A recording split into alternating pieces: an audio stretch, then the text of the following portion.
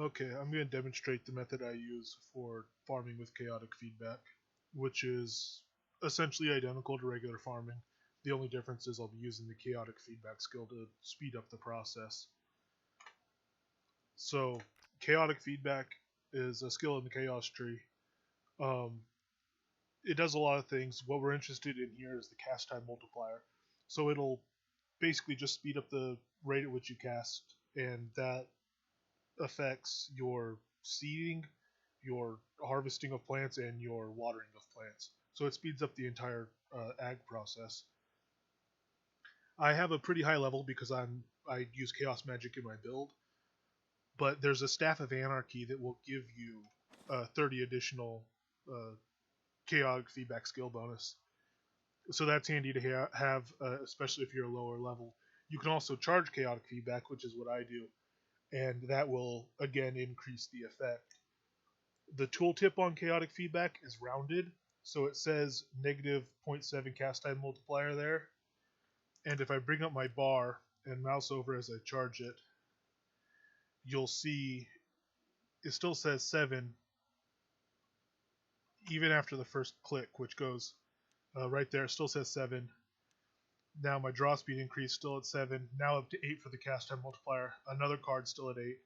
And the final card still at 8. That tooltip is rounded, so it'll only ever display one decimal place. The actual number used in the calculations on the back end is not rounded. It's extended past that. Um, so as you're charging it, you are still getting benefit from it. So don't worry if the actual skill doesn't change, the actual tooltip doesn't change. You are getting an effect. Now, if you don't have a Staff of Anarchy, that's fine. You don't need one by any means. One thing that a staff is nice for, in addition to the special bonus on this Anarchy staff, though, is that it'll give you a reduced magic fizzle chance. So it's minus 30% for a staff, which is the same as two wands, but an advantage you get with a staff is that you have an open offhand, which is also going to give you a minus 10% magic fizzle chance. So you actually get 40 combined, and that makes it a lot easier to cast not only your feedback, but if you're going through watering and you hit the cooldown timer on your watering, you can throw an extra glyph on here, whatever you want, that you may want to level. And as long as you don't need to hit a target to level it, while you're waiting for your watering cooldown, you can just spam that skill and level that skill up. So that's another nice little trick and a way to maximize your time when you're farming, because it is a very time-intensive process to farm. But the rewards are good. You get the crops, which you can either sell directly for a profit, or they'll save you gold in buying regions or whatever. But also, you get a lot of XP from it. We'll reset my timer here, and I don't think I missed a water on this dungeon, so we should see the XP we're getting. Now, the process itself, again, very much the same as any farming. Um, I'll give myself my seeds that I need, and I'll pull out the water I need.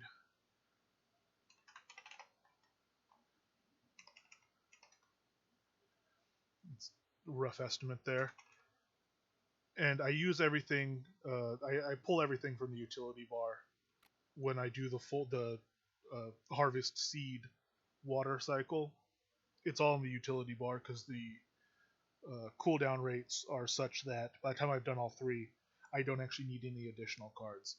When I'm just watering, I do, again, I pull up the combat bar, and that'll give me water there, and then I can just water again. And you don't hit the cooldown time until you've done all five cards. So that gives you a little more leeway. You get to still do your maximum watering speed uh, because you are limited by that cooldown, but it gives you a little slack in between where you're not sometimes waiting for cooldown and other times moving around while it's not cooling down anymore because it's already done the single cooldown that the utility bar gives you.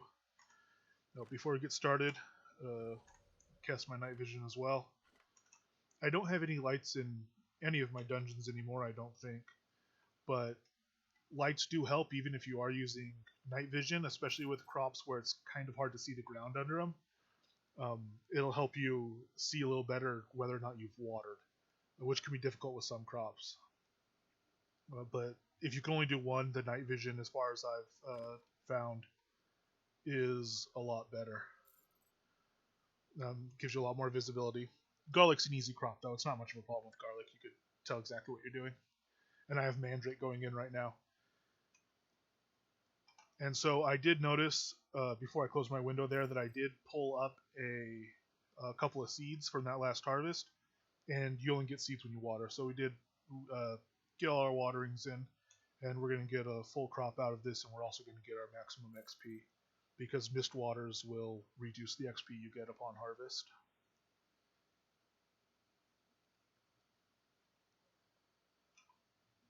So if you've already done any farming, you'll be familiar with this cycle probably. Um, because of the cooldowns, I took a potion by accident there. Because of the cooldowns, I do like to do it all at once.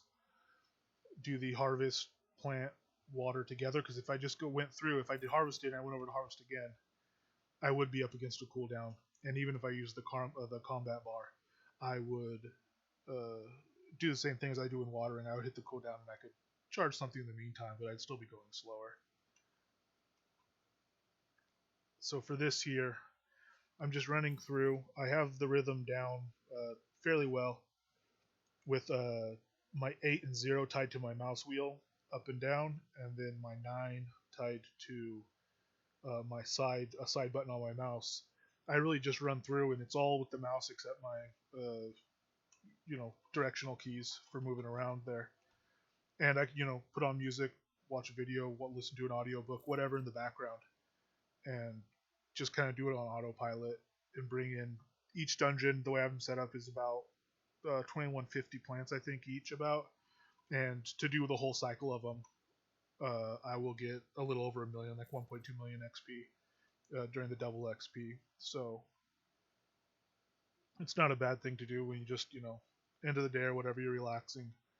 You could throw on a video, listen to an audiobook, podcast, whatever, and get it done and get some XP and some, profit or crop.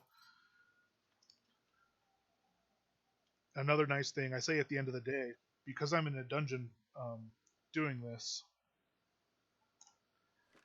I am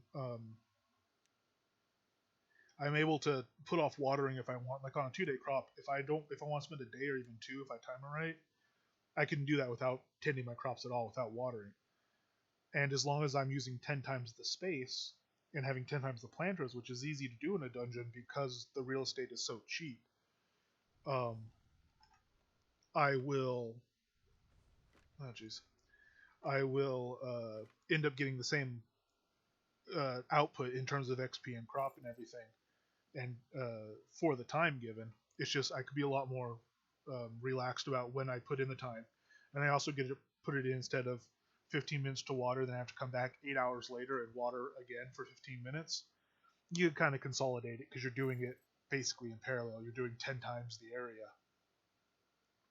and spreading it out. I could come and I could water for I have mine offset, so really it's like half an hour maybe to go water the whole thing. And in that time, I'm leveling skills and just doing whatever. But I don't have to go through the process of pulling out my bank, pulling out my water, teleporting to the place, teleporting back out, all that stuff multiple times. It's just the one time for that large chunk. So you do gain a little efficiency that way as well.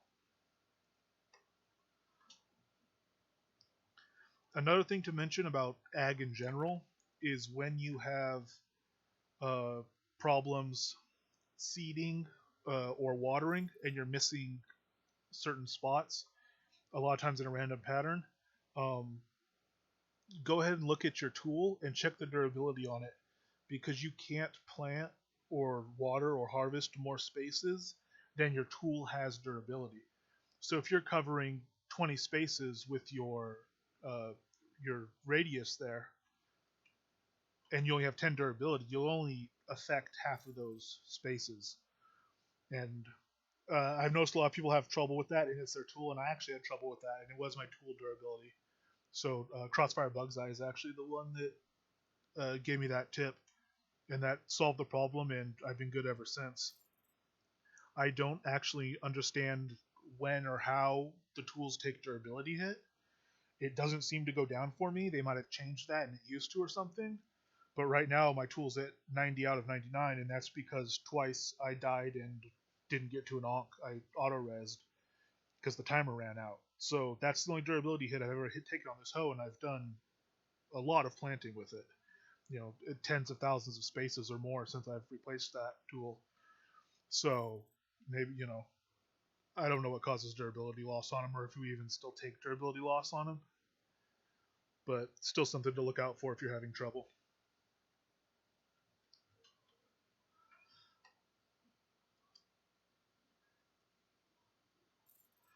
And so this is pretty much it. You see, since we've come through, a room and a half, that's all we've done, and we're already up. We're going to be about 250,000 here in a second. So the XP is good. The land is really cheap. Your limiting factor in a dungeon farm is your deco spaces. Those will run out before you run out of dungeon points to place more rooms. So each planting slot takes up one deco space. So a large planting bed like this is 20 spots, 20 deco spaces. The little buckets that only do one plant, those are a single deco space. So there's no way to get around that. It's a flat rate, one plant, one deco space. And you get 10 deco spots per dungeon point.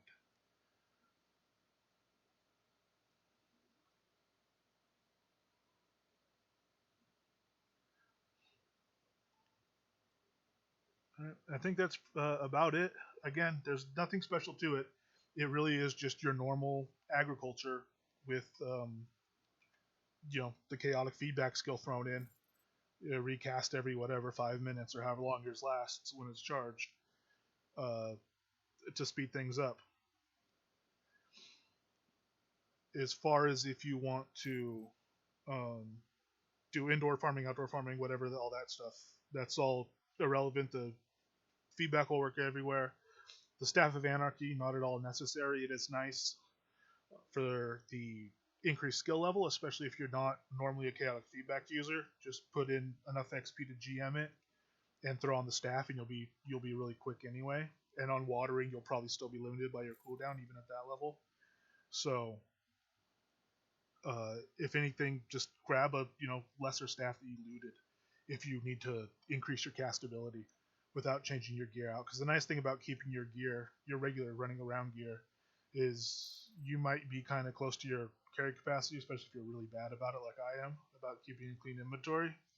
So you don't necessarily want to have to switch out to like a light chest piece if you're a heavy armor user, because typically if you're using heavy armor, you have strength on it, and switching out to a light chest piece while increasing your castability or other light pieces, or just stripping naked, uh, while increasing your castability, your ability to cast, you will greatly reduce your strength if you lose all the strength that's on your gear, and then your carry capacity will go down. You'll be slow as hell carrying all your water, and eventually all your crops. The weight of the crops really adds up.